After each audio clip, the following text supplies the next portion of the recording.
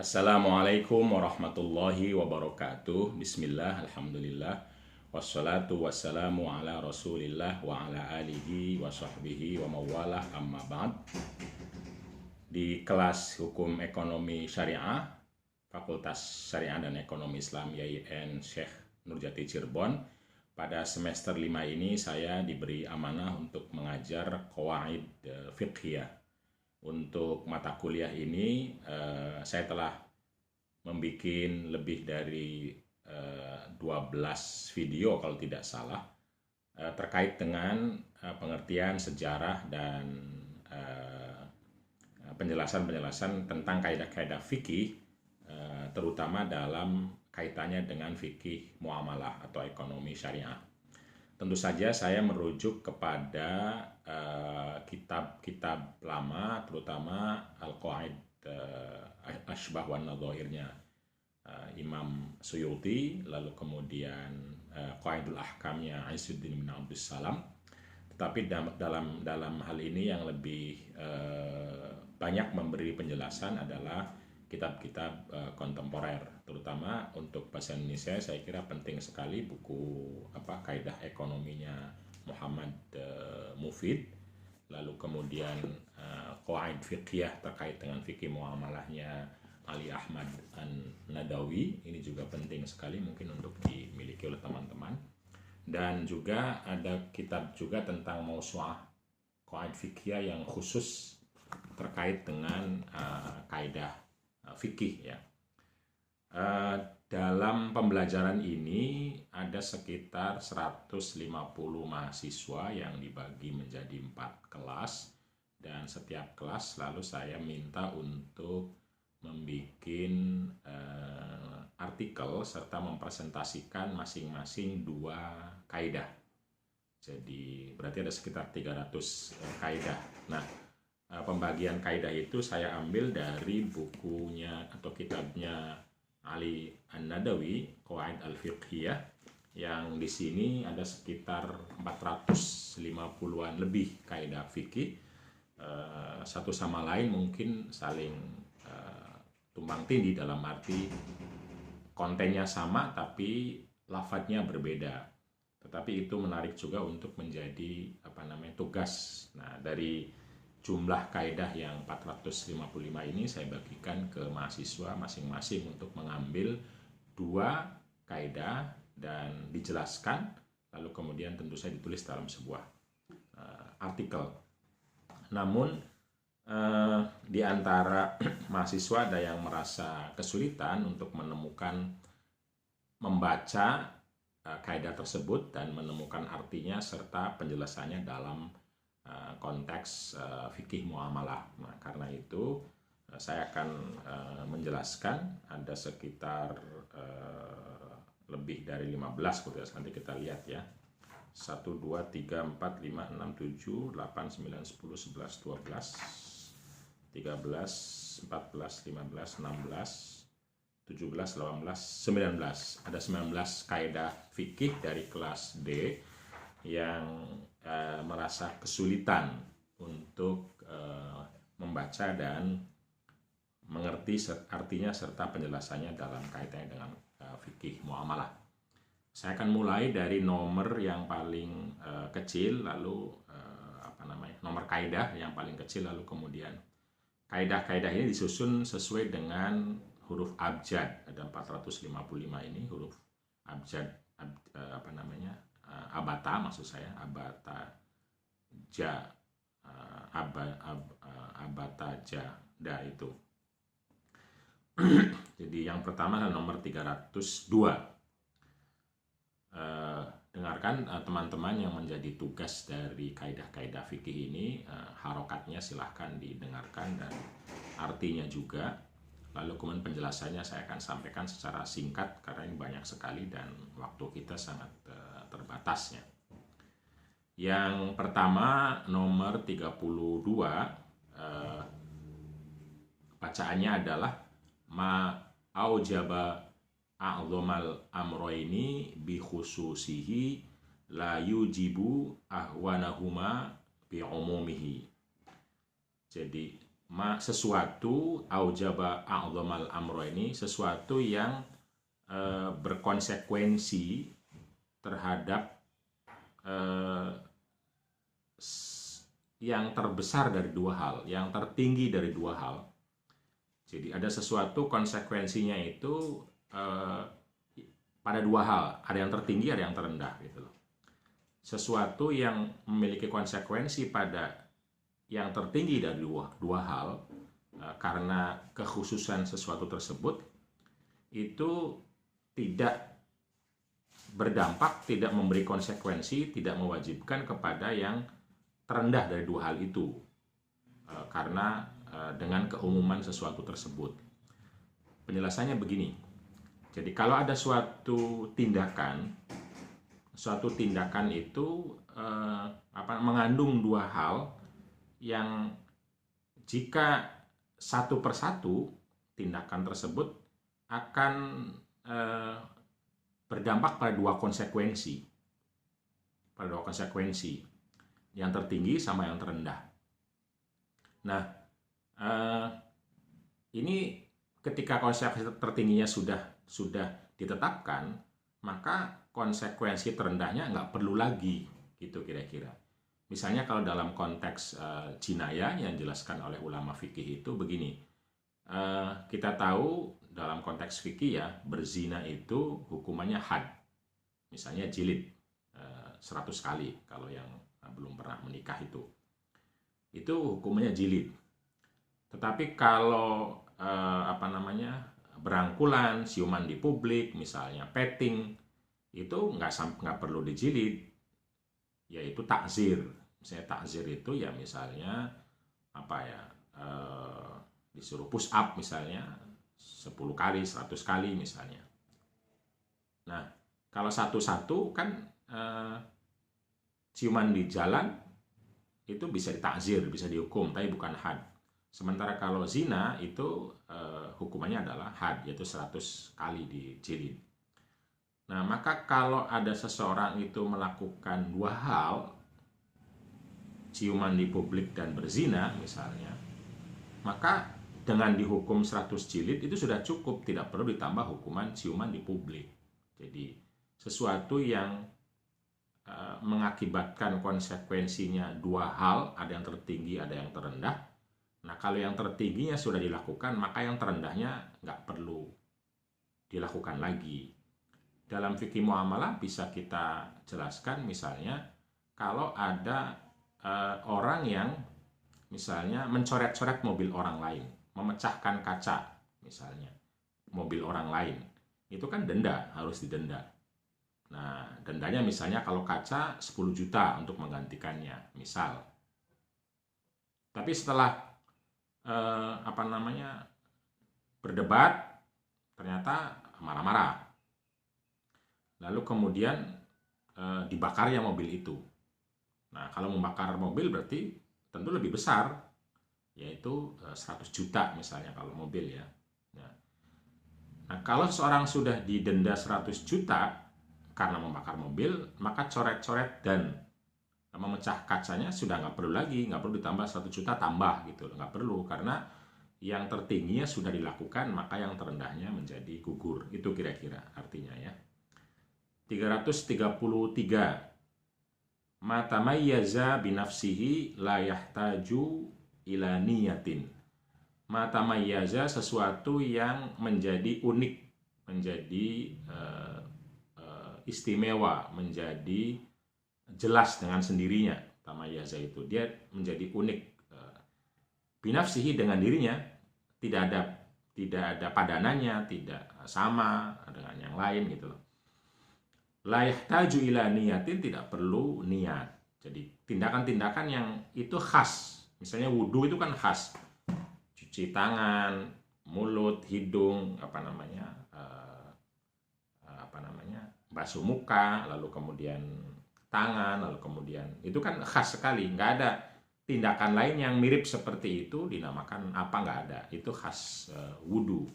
Nah, karena itu khas, tamayyaza, unik, khas, tidak ada padanannya, maka tidak perlu niat untuk wudhu itu menurut madhab yang mengatakan demikian, tidak perlu niat. Nah, lain halnya kalau hujan-hujanan. Kalau hujan-hujanan itu kan orang bisa wudhu, bisa tidak gitu loh. Jadi ketika hujan kan terbasuh semua tuh. Atau mandi juga. Mandi junub sama mandi biasa sama aja, nggak unik. Nah, itu baru perlu niat. Jadi sesuatu yang unik di dalam dirinya berbeda dari yang lain, itu tidak perlu niat. Itu kaidah yang nomor 303. Ini nggak ada fikih muamalahnya, jadi nggak perlu. Nomor 311, ma surifa ila baitil mali minal amwali fasabiluhu an yusrofa fil masolihi.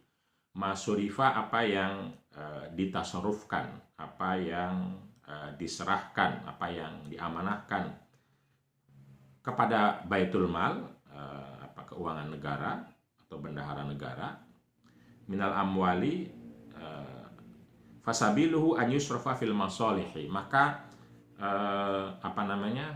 standarnya itu harta yang diserahkan, harta yang dikelola oleh baitul mal itu harus diperuntukkan bagi kemaslahatan publik. Jadi harta-harta yang disimpan di baitul mal, dulu namanya baitul mal bendahara negara, uang negara, atau APBN kalau sekarang istilahnya, itu peruntukannya harus untuk kemaslahatan publik, bukan untuk perorangan ya.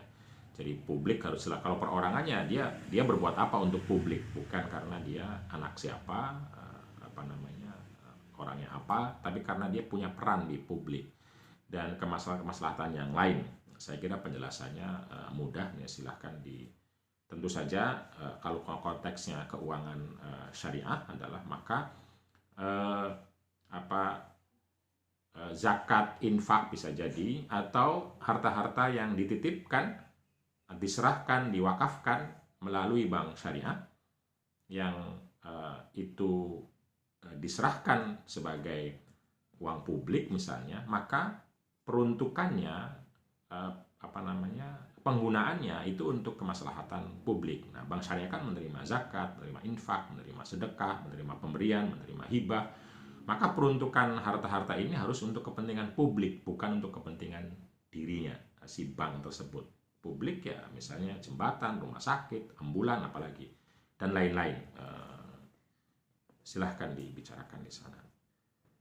Kaidah 313. Makana min amri dini al-wahidu fihi hujjatun.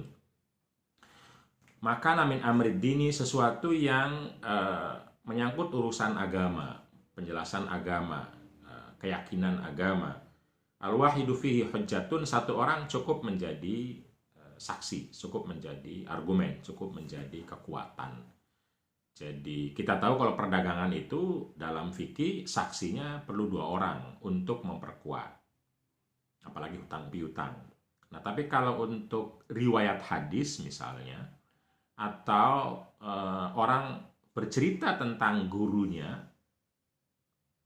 mengenai ajaran agama, maka 1 orang cukup, tidak perlu 2 orang. Maka min amrid dini, sesuatu yang terkait dengan urusan agama, al-wahidu fihi hujjatun, cukup 1. Jadi kalau ada perdebatan, ada konflik, misalnya dibawa ke pengadilan dan memerlukan saksi, tapi terkait dengan saksi ahli, terkait dengan pandangan keagamaan, 1 orang cukup.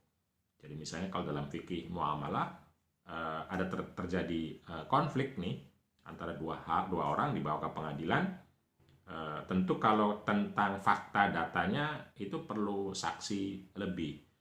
Tapi ketika mengundang saksi ahli tentang sesuatu itu sah atau tidak, itu kan pandangan keagamaan, fikih atau fatwa, maka cukup 1 orang, tidak perlu nambah.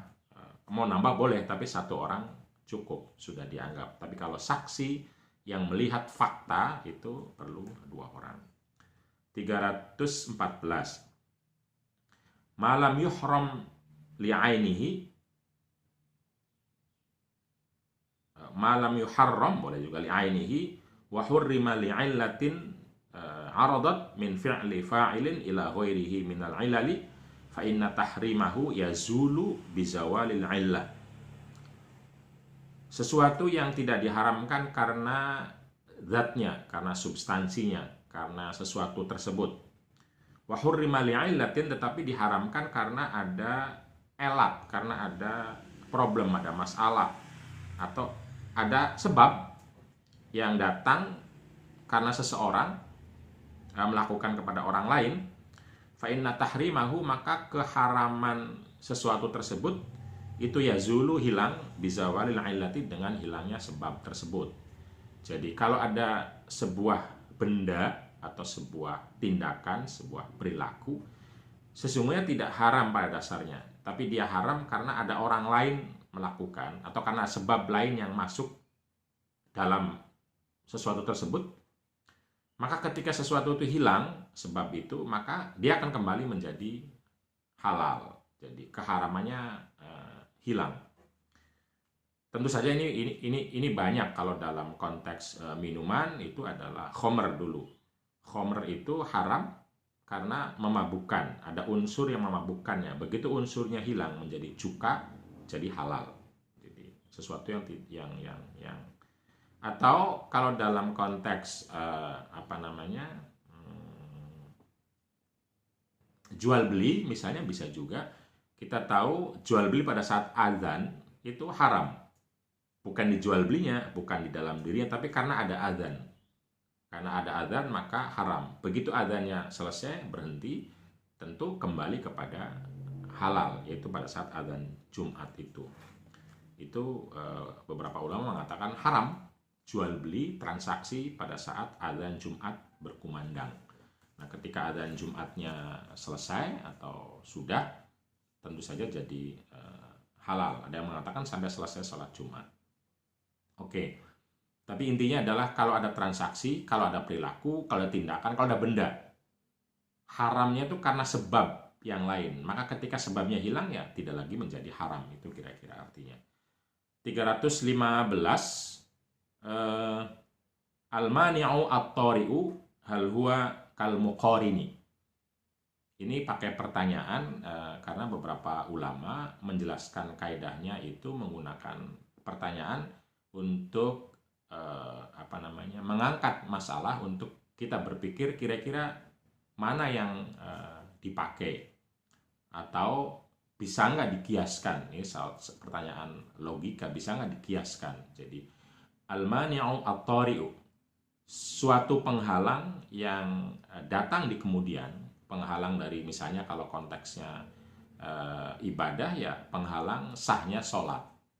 Yang datang kemudian apakah sama dengan penghalang yang kal muqarini, yang ikut sejak awal.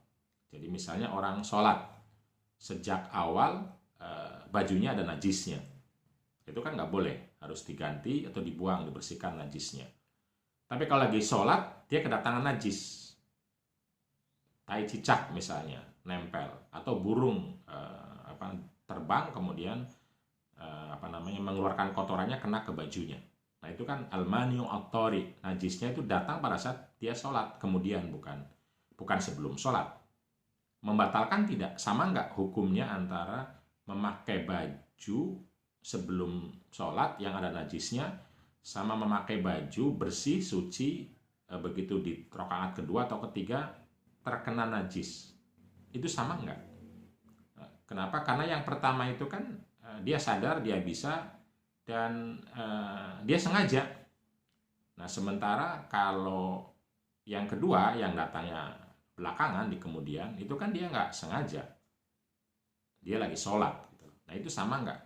Kalau sama berarti sama-sama batal. Kalau nggak sama, ya berarti yang pertama batal, kalau yang datang kemudian tidak batal. Nah dalam konteks jual beli atau transaksi juga bisa perjanjian, kesepakatan antara dua pihak dalam mudharabah atau yang lain, atau yang paling gampang adalah jual beli. Kita tahu apabila sebuah barang itu sejak dijual adalah cacat,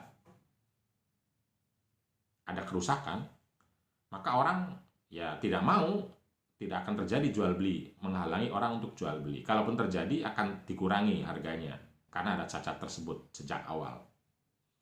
Nah sekarang kalau cacatnya itu timbul setelah transaksi selesai, atau ketika dibawa pulang, atau ketika sudah berada di rumah.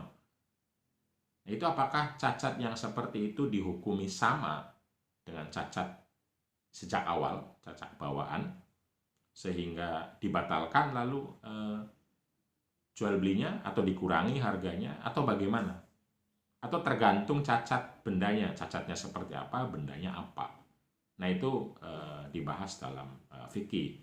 Tentu saja dibuat pertanyaan untuk kita berpikir agar lebih jeli, lebih detail tentang cacat dan tentang bentuk-bentuk barangnya, karena beda-beda satu sama lain. Buah beda dengan HP misalnya, HP beda dengan rumah dan seterusnya, sehingga apa yang disebut cacat itu harus didefinisikan, begitu apa cacatnya seperti apa, kapan, mungkin perlu dibicarakan lebih lanjut. Nomor berikutnya 317. Ma warada at-tahrimu bihi, ma warada apa yang telah ada at-tahrimu bihi, keharaman tentang sesuatu itu, lam yajuz al-aqdu alaihi, tidak boleh dilakukan akad terhadap sesuatu tersebut yang sudah jelas, yang sudah ada keharamannya. Wala budda min faskhihi, dan harus dibatalkan akad tersebut. Jadi akad yang jelas-jelas diharamkan itu tidak sesuatu yang jelas-jelas diharamkan itu tidak boleh ada akad atas sesuatu tersebut. Misalnya kita tahu ada barang curian, barang haram, barang korupsi misalnya, udah jelas-jelas itu haram. Lalu nggak boleh diperjualbelikan barang tersebut karena itu barang milik orang lain, ada miliknya gitu loh. Itu tidak boleh. Jadi jual beli barang yang diharamkan milik orang lain, hasil curian, yaitu nggak boleh, haram, dan harus dibatalkan akad ini. Hal yang sama juga terkait dengan kesepakatan-kesepakatan dalam mudharabah, mungkin ijarah, mungkin apalagi sukuk dan lain-lain, yang kesepakatannya itu tentang hal yang diharamkan, maka kesepakatannya batal karena sesuatunya diharamkan. Jadi sesuatu yang diharamkan itu akad atasnya, akad apapun itu menjadi batal, tidak boleh dilakukan akad. Baik sesuatu terkait dengan benda yang haram, perilaku yang haram, tindakan yang haram, itu tidak boleh, tidak menjadi sah karena ada akad. Itu tidak bisa, yang jelas-jelas haram ya. 320.